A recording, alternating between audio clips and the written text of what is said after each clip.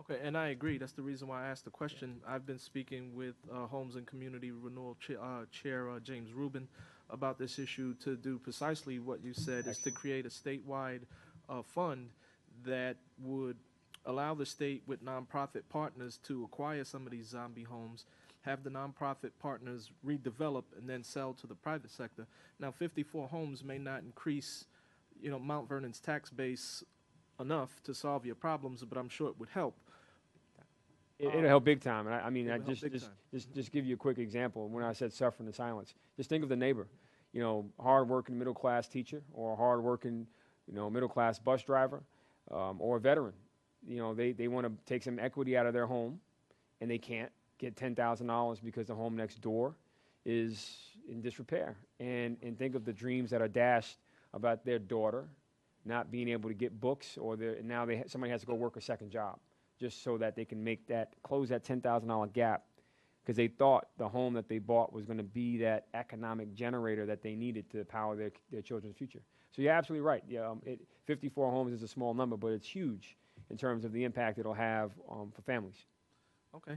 And I heard you mention your illegal dumping problem Yes. in and around, and I'm not sure of Mount Vernon's laws. We had a similar problem when I was a member of New York City's legislature, and just a suggestion, your laws may be already in place in your city, but what we did was we did local law that, if caught, added a $25,000 fine plus the impounding of a vehicle. If that law is not on the books, I'm happy to share that information either with your office or Assemblyman Pretlow, if you believe it helps. And Absolutely. I'll wait to hear from you if you need that. Thank you. I'd love to receive it anyway. Okay. All right. Thank you. Thank you, Mr. Chair. Thank you very much, Assemblyman Delan. I think we got a connection here, and we're trying to get information, and it look like we're giving you advice that might work. But some of your suggestions that you brought up with the gasoline tax and so on, very interesting. Thank you. I just want you to know that we on the cities committee have looked at the governor's proposal, in particular his AIM proposal, that has not given any more money to AIM than we did last year, or the year before that, and we have kind of rejected some of his additional proposals, totaling about $269 million, and saying we want to put them into AIM because of the cities of the state. So hopefully we'll accomplish that, and that can give you some immediate, help. At any rate, we will be going forward on this. We appreciate your testimony. It was most helpful, and hopefully it will bear fruit. Mr. Mayor, lots of luck in your tenure. Thank you so much. And I'll get you guys a list of specifics, but I do thank you for the opportunity. Thank you. Thank you, sir. Have a good day. Moving right along,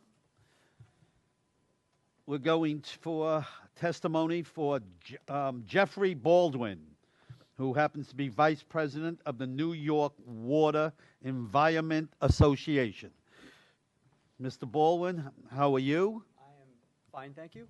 Mr. Baldwin, just a quick question as you're sitting down, getting yourself ready. Every year there's a wonderful event in the city of New York for Celebrate Water Day or something like that, where they go out to Governor's Island and they celebrate activities on the water. Are you involved with that at all? We are involved with that, and Oh. New York City DEP is heavily involved with that. It's Water Week, and it's a international celebration of water. Indeed. Okay, fine. Well, that's a good program. Very good. Mr. Baldwin, go right ahead. Thank you. Well, thank you very much for having me here today, and thanks for staying here. I know it's into the lunch hour, so I will try to expedite my remarks. My name is Jeff Baldwin. I'm Vice President of New York Water Environment Association. We're an organization founded about 88 years ago by water professionals to serve the interests of the public by promoting sustainable, clean water management through science, education, and training.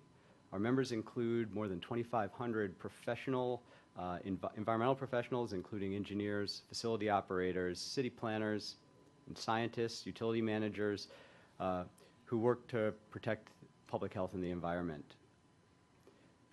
I'm also a professional engineer in private practice since 1989, and the majority of my work is for cities in the state of New York, and it's a record that I'm proud of. So we all consume water and create waste. In fact, the average New Yorker consumes 176 gallons of water a day. Every drop used in cities, and this is unique to cities, throughout the state must be captured, source protected, treated to make safe for consumption, and pumped and piped to its user. And then once that's done, every drop must be collected, pumped and piped again, treated again, and returned to the environment to complete the water cycle. Water being a finite resource, this cycle is critical to its success. We are encouraged by the governor's budget proposal to increase monies in the Water Infrastructure Improvement Act of 2015. The total investment of $300 million over 3 years will leverage more than $1.5 billion in local investments in water infrastructure across the state. But while these increases will spur investment in clean water systems, the infrastructure needs are much greater. Analysis indicates that to leverage the necessary funds to meet current level of need is at least $800 million. NIWEA asks that the legislature provide this level of investment over the next 3 years. A few facts to consider. On January 13th, US EPA released its Clean Watershed Survey, the first update in 4 years, on the needs of infrastructure investment. The results are sobering. New York State has the nation's largest need for investment at $31.4 billion. Accordingly, we need to invest wastewater treatment and new conveyance systems and their repairs, and we need to reduce combined sewer overflows, and reduce pollution from stormwater. Again, New York has the largest need for investment of any state in the nation. Also, the 2011 Drinking Water Survey revealed a need for $22 billion in drinking water infrastructure investment. An often overlooked fact is that this combined $53.4 billion only includes needs that are currently known. In other words, it does not take into account the needs that will continue to arise as the needs of society change. The age of many cities' buried infrastructure averages more than 100 years. The crisis in Flint, major water main failures recently in Troy, daily breaks that happen throughout the state, all prove these critical but forgotten assets require vigilant attention. In fact, a study by the New York State Department of Environmental Conservation revealed that more than 30% of wastewater collection system is beyond its expected useful life and must be replaced within the next 20 years. Price tag for this work is nearly $40 billion. It's only due to the dedication, and it's remarkable to me that that we actually have acceptable levels of service from these systems, and it's really only the municipal operators who make that happen. The first round of New York State water grants established by the governor and legislature as part of the Water Infrastructure Improvement Act of 2015 has been a huge success. $50 million in grant funding was awarded to 45 projects across the state, leveraging more than $440 million in infrastructure improvement. This year, a broad coalition of organizations representing environmental, municipal, utility, business, and recreational interest has requested $800 million in funding for water infrastructure to build on the success of the New York State water grants established by the Improvement Act of 2015. The needs of cities differ in many ways from the needs of other municipalities. However, the relationship to our water and wastewater infrastructure, while different, are fundamentally intertwined, as are our state's water resources and economy. Both rely on the combined activities of cities, towns, and counties, whether rural, industrial, suburban, or urban. Therefore, NIWEA represents that the needs of each sector has an important influence on infrastructure investment. Municipal water and wastewater utilities throughout New York effectively and efficiently provide safe and reliable drinking water, collect, transport, and process residential and manufacturing wastewater, and ensure economic viability. The needs of these agencies and utility include not only capital to construct new assets, but also operating funding to continuously maintain and operate them as they age. They also require flexibility in the application of human resource policy to deploy their staff effectively, as well as to attract and retain the best operations professionals to civil service. New York State is blessed when it comes to water resources in terms of both quality and quantity. This blessing can and really should be leveraged to become an economic comparative advantage. Corporations consistently report the need for sources of clean and reliable water and the needs of water treatment and wastewater. According to the U.S. Treasury, infrastructure investments create good-paying construction and manufacturing jobs, are overwhelmingly supported by the public. And it's estimated that $1 billion investment in water and wastewater infrastructure creates more than 26,000 jobs, and each of those jobs spurs an additional 3.7 jobs. The complexity of this work also requires engineers, planners, manufacturers, distributors, construction, and an entire supply chain. 70% of engineering firms and 90% of contractors are small businesses, the engines of the American economy. Abundant clean water is essential to public health, environmental quality, and our economy. Too often we take for granted this resource and the invisible systems that bring it to us. We cannot afford to ignore these challenges and need to work together to make the health and safety of our water a priority. Again, we ask that you support continued funding of the New York State water grants included in the Water Infrastructure Improvement Act beyond the Act's expiration, and to work with our municipal agencies to understand their specific needs regarding our aging and largely taken for granted water and wastewater infrastructure. Thank you again for this opportunity to address you today.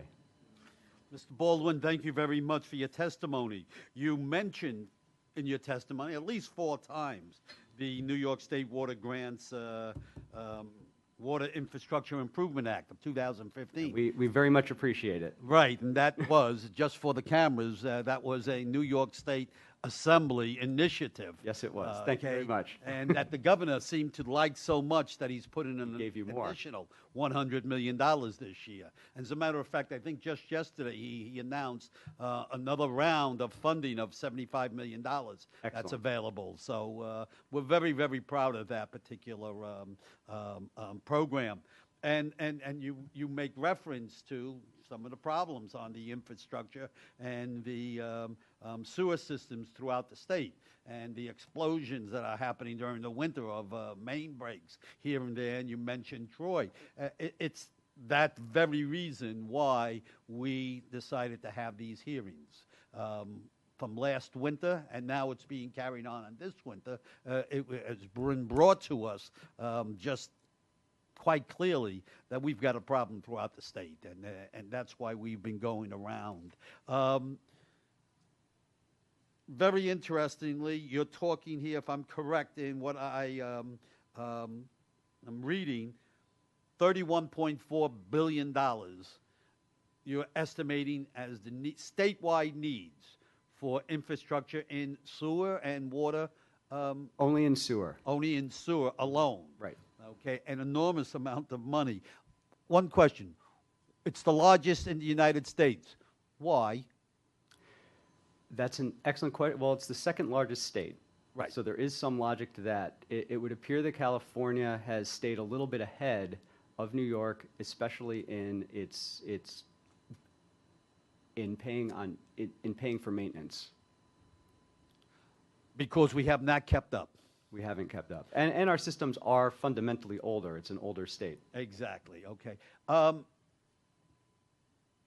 It is something that I'm looking into. I don't know the answer to it. Maybe you might know, because somebody whispered in my ear last week that the needs of our infrastructure, it's going to cost an enormous amount of money, just as you pointed out, but for all the other problems we have, that possibly we should every year, as a matter of course within the budget, have a certain percentage of budget funding set aside automatically for infrastructure projects. Do you possibly agree with that? Have you looked into that problem idea before? I think that would be enormously helpful. I can't give you an exact number. Okay. Okay. I would think at the very minimum, of 2 to 3%. Do you know right now, as part of the budget, how much we in the state of New York allocate as our budget for all the various type of infrastructure needs? I do not. Okay. Okay. It would have been nice to know, but going forward, it's one of the aspects. Do you have any suggestions as how New York State possibly could raise this enormous amount of money? I think by using the state revolving fund is obviously a good source. You know, getting money from Washington is always helpful. There do need to be some abilities for individual municipalities to raise more money. You talked before about the tax cap. I think that's an issue that needs to be addressed. We hear it from many of our members that that water and wastewater services really shouldn't be under the tax cap criteria. That should be an exclusion there. Somehow it needs to be excluded. Thank you. Robert, do you have any questions? Mr. Delan, go right ahead. I think that's a great idea, by the way. Combined sewer is a problem in my district. I'm glad to see that in your testimony.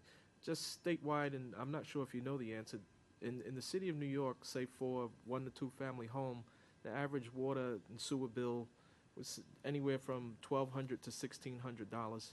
Do you know what the statewide average would be? I don't. The reason that's difficult to assess is New York is unique. New York City is unique in the fact that they have access to water that they don't need to pump. They also have a combined sewer water bill. Yes. I do know that nationwide, New York City sits in the lower half of cost for sewer and water services. Well, because we can use our population and our numbers to get the average cost down, other cities won't have that luxury, which is why I wanted to try to get an idea of how much individuals in the locality actually invest in their system. I know New York City was about 1/3 of the capital budget, which was a huge amount. Other cities, as I found out last week, Mr. Chairman, just simply don't have that capacity. Some of the upstate cities, a $100,000 water problem is a big deal to them. In the city of New York, that's an afterthought. So I wanted to just see if you had any information in that regard. Again, I would say that there's because there's different policies and different politics in each city, it's really difficult to look at this with a broad brush. Thank you, Mr. Chairman. Thank you. Mr. Baldwin, thank you very much for being here today. We really appreciate your testimony. We certainly and have been looking for a statistic like the one you have presented to us, the $31.4 billion to help. And this will something that will help us in our planning going forward. And so we appreciate your testimony. It will be very useful for us, for the city's committee in preparing the budget this year and in future budgets too. Well, you're very welcome, and feel free to reach out to us or to our executive director any time you have questions. We shall. Thanks again. Thank you very much. Well, we've come to the end of the line. We have one more person who has been waiting all morning to testify, Mr. Andrew S. Holwick, Vice President of Policy and Program of the New York City Building Congress. Mr. Holwick, am I pronouncing that correctly? Perfectly. Really? Unbelievable. Thank you. No, I do appreciate that. Sometimes it gets butchered, but you got it right. So thank you very much, Chairman Benedetto, Assemblymember Rodriguez, and Assemblymember DeLon for your patient listening today. My name is Andrew Holwick, Senior Vice President for the New York Building Congress. This is, obviously a topic near and dear to our membership's hearts. The Building Congress is a leadership organization of the design, construction, and real estate industry. We appreciate the careful attention the Assembly has given infrastructure over the last several years. Notably these hearings, Assemblymember Rodriguez's recent appointment as really sort of, I don't want to call the infrastructure czar, but really, making it clear that this is obviously an issue for this body.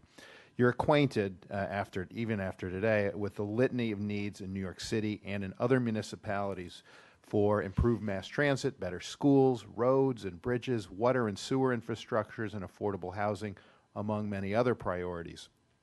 The Cuomo and de Blasio administrations, quite frankly, have committed billions of dollars to improving these city systems in New York City, an effort that has underpinned a stable population and a strong economy. However, the city is in many ways a victim of its own success. Our population will soon be larger than at any point in its history. At the same time, the Building Congress has reported that the city is witnessing the construction of more residential, commercial, and institutional buildings. That's really our building stock, our entire building stock, than at any point in the recent past. As the city's chief demographer said very recently at a Building Congress committee meeting, our public infrastructure is simply at capacity. Our future growth and economic well-being is essentially capped by our inability to handle more growth. This imbalance between private and population growth, economic and population growth, and the availability of infrastructure is a long-term threat to our economy, to put it bluntly. This is why the city and state must look to innovative approaches to addressing the infrastructure deficit that is quickly becoming the city's Achilles heel. The Building Congress joins with government and other associations in proposing essential changes in the way government does business. First, the state legislature must act to pass legislation that allows the city to deliver projects more rapidly and cost effectively. The city should be granted authorization to use the design-build approach, particularly for costly transportation and similar projects. Legislation, of course, has been introduced, and we urge a speedy resolution of any differences that are impeding its progress so that work can proceed. There are other approaches that weren't discussed today to project delivery that should also be considered strongly, which requires state authorization. To pull a term to put a term on the table, construction manager at risk, which is essentially a delivery method that has the potential to shield government from cost overruns, has been effectively employed on government building projects on a limited basis and should be more robustly discussed by this body because it's really an effective tool and a different way, again, of delivering construction projects. And of course, a well-used term, public-private partnerships, which have also been discussed much in this body, but are only beginning to be employed, can be another critical tool. The public-private partnership model has already brought significant public benefits both to state and local governments who employ it, and it should be permitted on a wider variety of projects with proper oversight and protections. These proposals are on the efficiency side, but it is unlikely full implementation of these suggestions are enough. The fact is New York City needs new resources and the rest of the state to meet more of its almost limitless appetite for infrastructure. In 2009, New York approved a payroll mobility tax on businesses in the metropolitan commuter transportation districts amounting to about 1/3 of a penny for every dollar of payroll, which saved the MTA, that increment saved the MTA from budget and service cuts, which would have, frankly, paralyzed this region. Let that sink in. For all of the political uproar that followed this act, this fee has gone exclusively to the MTA and has undergirded its operations and capital plan. As a side note, the Building Congress, unfortunately, was exempted from paying this by a law that was subsequently passed, but we continue to pay it voluntarily because we believe in it so strongly. The legislature must consider the creation of similar dedicated user fees. The Building Congress has provided illustrations, has in documents provided illustrations of user fees like a fee on vehicles entering the Manhattan Central Business District, a waste management fee for private residential users, increasing the gasoline excise tax, or lifting the artificial cap on the sales tax for gas, among others. The essential point is that targeted fees on activities that place wear and tear on public works can reduce unrestrained use of the resource and provide directly for its upkeep. As a membership organization of businesses, both large and small, the Building Congress is cognizant that new fees can be seen to interfere with a strong business climate. But we are at a point where our needs are so great that we cannot stint in our support for the public works that will define our future. Finally, the city and state must themselves look at ways to foster innovation and efficiency within its administration of construction. We've been having a constructive dialogue with the MTA on this very subject, which we expect to continue, about how they implement and manage their programs. I think they've been open to hearing from the industry and dialoguing with them so that they can make administrative improvements that don't require changes in law. We'll also be discussing opportunities similarly with the de Blasio administration to make the planning, procurement, and management of its projects more efficient. And it's certainly worth your time to investigate more also, because the administration of these projects is onerous and costly and is something that the administration does review from time to time. But the more you acquaint yourselves with it, I think you'll have an understanding how these projects sort of cycle through from beginning to end. I'll spare you the details here, but we will be producing a document with more detail. I'll be happy to share with you. This is just a summary of our recommendations, but it does lay out the very top policy priorities for our organization, the Building Congress. The infrastructure needs of New York City are vast. They cannot be solved by simply using existing funds and existing methods. We must make significant changes to the way government conducts business. Thank you for the opportunity to testify. Thank you very much. I appreciate your testimony. A couple of questions. Sure. First off, I've heard of the New York Building Congress. Can you explain to me just what is it? The Building Congress is a membership organization that was founded almost a century ago as really, it's a very unique organization in the New York City firmament. We are a collection of contractors, architects, engineers, designers, unions, government agencies that aggregate under one banner. So we're a networking platform, an advocacy organization. I would consider ourselves a leader advocating for infrastructure in New York City.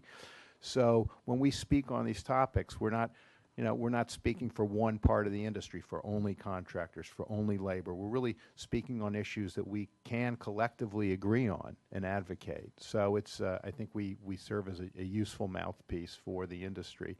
And our board of directors is made up of names that I think would be very familiar to you. So I think we have the weight of, a strong part of our city behind us when we speak. Mr. Hollerick, you have up here at least a couple of legislators who are very much interested in design build and moving forward, on that. We we're thrilled to hear appreciate that. your concern with that, and we're trying to go there. You also mentioned, however, construction manager at risk. Yes. Can you expand on that and Just- tell me what that means? Briefly, sort of in a nutshell, government is not typically able to procure in a way that it's similar to design build in a lot of ways, but it's more frequently used on vertical building projects where you procure a construction manager and they give you what they call a guaranteed maximum price that they cannot go over. So they really assume more of the risk, and they manage all of the contracts underneath them. So instead of the city holding several contracts or managing from a design and then procuring from that design, they hand the design over, and they can almost wash their hands of the project in the sense that it's the collaboration with the construction manager is less adversarial. Okay. I'll put it that way. There is a concern, certainly of me, and I'm sure many of my colleagues up in Albany. Yes, we want more building. We want to deal with the growing New York, but at the same time, we hear, design build and construction manager at risk and stuff like that, and talking about speed, and because money can be saved. At the same time, we worry about the worker and the safety of the worker. Correct. How does that fit into your plan here? This is a great concern. Are we putting people at risk? Generally speaking, these are the same firms that are working for government now who would be collaborating in different joint venture models. So the structure, it's really just changing the structure of the business relationship. It's typically the same people that are designing and constructing and working on site on the projects. It's just the business relationships are different. That it essentially encourages more collaboration. It changes the sequence of the way these projects are built. There's a very strict process for the way in fact, there's really only one way that you can typically build a project, and you heard it from the city. First, you have to have an idea for a project. You can't spend any money on it so you don't really have any idea how much it costs because you have to use capital money to even begin to really have a decent estimate of what that project costs.